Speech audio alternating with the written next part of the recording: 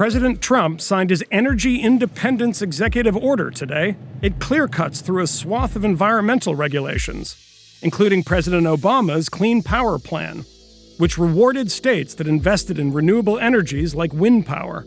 With today's executive action, I am taking historic steps to lift the restrictions on American energy, to reverse government intrusion, and to cancel job-killing regulations. But the state that wagered the most on wind turbines wasn't California or Vermont.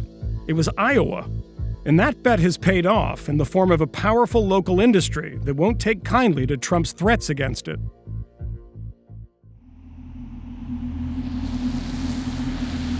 Newton, Iowa is a small town of 15,000 people located about 30 miles east of Des Moines.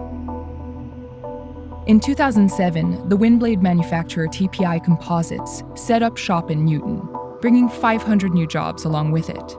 Did you always expect that you'd end up working in a place that makes blades for wind turbines? No, didn't really even know it was a thing, and till about 9 years ago when I started. My dad worked at Maytag for 26 years, and he raised his family with that company, and now I feel like I'm raising my family with this company. Starting in the early 1900s, Newton was home to the Maytag washing machine company, which employed around 3,000 people in its heyday. But Maytag moved its factory to Mexico in 2007, causing many in Newton to lose their livelihoods and, along with it, a sense of what the town's future held. Newton's story isn't an isolated case either. Throughout the American heartland, wind jobs are on the rise. According to the Bureau of Labor Statistics, wind turbine technician is the fastest growing job in the US.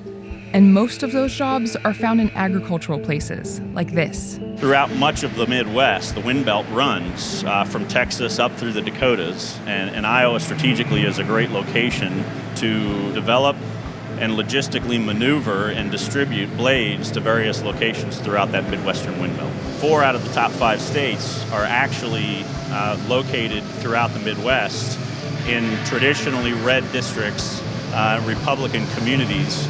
Much of this comes in rural areas. You wouldn't expect to see wind fans in suburban areas or metropolitan areas because there's other obstructions to the wind. But none of this economic success seems to have had any impact on the politics. President Trump won Iowa by 10%, and yet he railed on the wind industry on the campaign trail. And I wouldn't exactly say it makes your farmlands look beautiful. You got all these windmills all over the place driving you loco when you look at them, right? Such rhetoric can make the future of renewables seem tenuous. But it wasn't always this way.